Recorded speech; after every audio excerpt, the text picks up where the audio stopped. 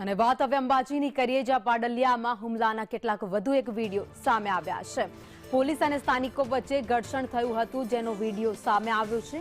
હુમલાના ત્રીજા દિવસે વિસ્તારમાં શાંતિનો માહોલ છવાયો છે।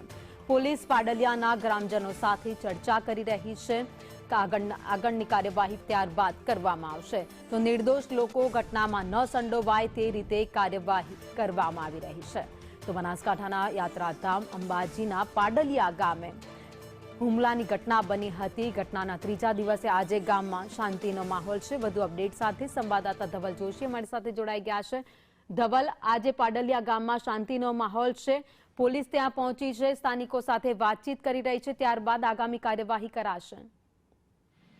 જી ભાવિની ચોક્કસથી વાત કરવામાં આવે તો અંબાજીના પાડલિયા ગામે 3 દિવસ અગાઉ જે પ્રકારે હુમલાની ઘટના સામે આવી હતી, ફોરેસ્ટ અને પોલીસ કર્મચારીઓ પર જે પ્રકારે હુમલો કરવામાં આવ્યો, 47 જેટલા કર્મચારીઓ છે ગંભીર રીતે ઇજાગ્રસ્ત થયા હતા।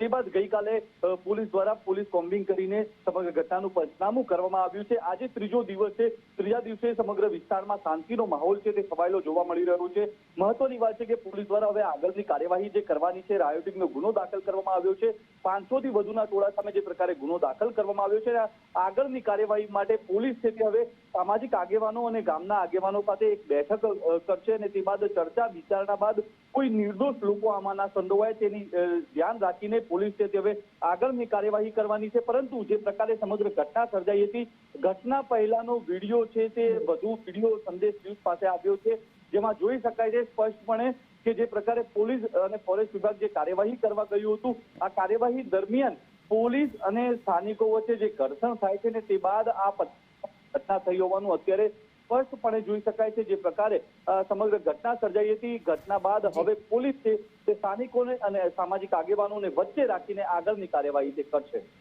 આભાર માહિતી માટે।